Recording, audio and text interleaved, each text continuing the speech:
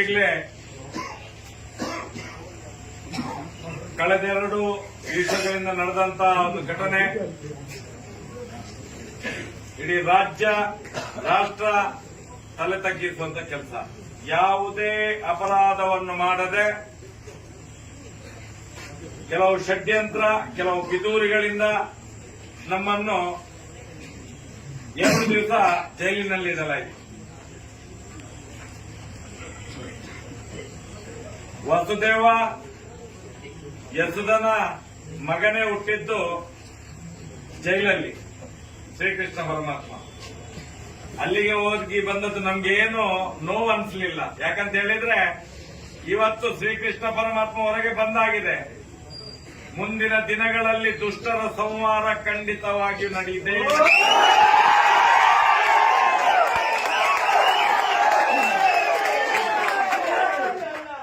ನಾವು ಇಷ್ಟರ ತನಕ ಯಾವುದೇ ಸಮಾಜದ ವಿರೋಧಿ, ಯಾವುದೇ ವ್ಯಕ್ತಿಗಳ ವಿರೋಧ, ಯಾವುದೇ ಧರ್ಮದ ವಿರೋಧ ನಾವು ಮಾತಾಡಿದವರಲ್ಲ.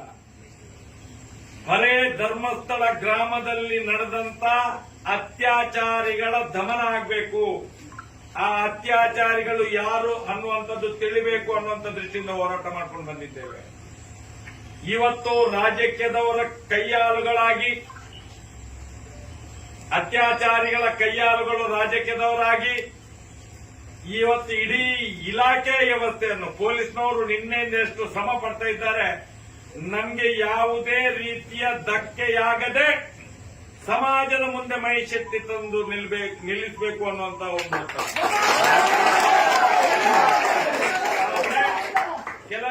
ಕೆಲವು ರಾಜಕೀಯ ವ್ಯಕ್ತಿಗಳ ಪಿತೂರಿಯಿಂದ ಆದಂತ ಒಂದು ದಿನದ ನೌಟಂಕಿ ಬಂಧನದ ಯಾತ್ರೆ ಇಲ್ಲಿಗೆ ಮುಕ್ತಾಯವಾಗಿದೆ.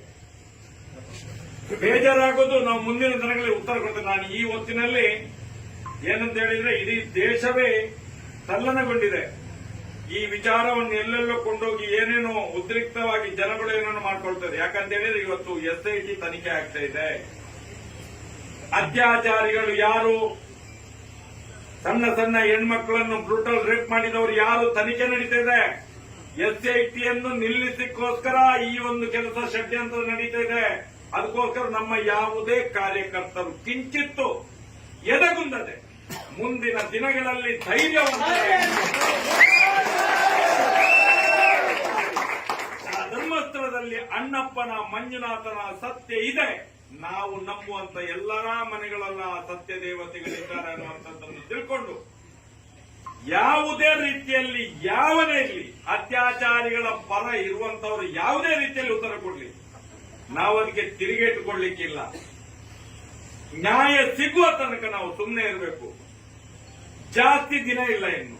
ಆದಷ್ಟು ಬೇಗ ಧರ್ಮಸ್ಥಳದಲ್ಲಿ ಆದಂತ ಅತ್ಯಾಚಾರ, ಕೊಲೆ ಪ್ರಕರಣಗಳಿಗೆ ಮುಂದಿನ ದಿನದಲ್ಲಿ ಒಳ್ಳೆಯ ರೀತಿಯ ತೀರ್ಮಾನ ಬಂದೇ ಬರ್ತದೆ ಅನ್ನುವಂತ ಆತ್ಮವಿಶ್ವಾಸ ನಮ್ಗೆಲ್ಲರಿಗೂ ಇರಬೇಕು.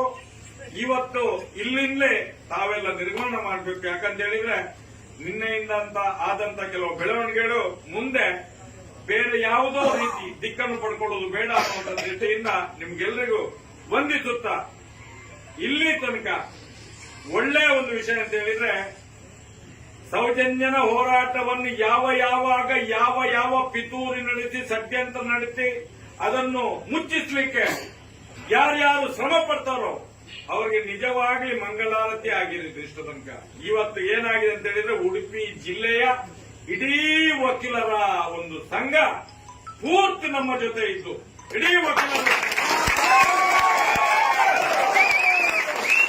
ನೂರಾರು ವಕೀಲರು ಒಗ್ಗಟ್ಟಾಗಿ ನಮ್ಮನ್ನು ರಕ್ಷಣೆ ಮಾಡಿ ನಮ್ಮ ಮನೆಗೆ ಬಿಟ್ಟು ಕಳಿಸಿದ್ದಾರೆ. ಆ ಎಲ್ಲ ವಕೀಲರ ತಂಡಕ್ಕೆ, ಆ ಸತ್ಯವಂತ, ನ್ಯಾಯವಂತ, ಧರ್ಮವಂತ ವಕೀಲರ ತಂಡಕ್ಕೆ ನಾನು ದೀರ್ಘದಂಡ ನಮಸ್ಕಾರ ಮಾಡಿ ನನ್ನ ಒಂದು ಅಭಿನಂದನೆಯನ್ನು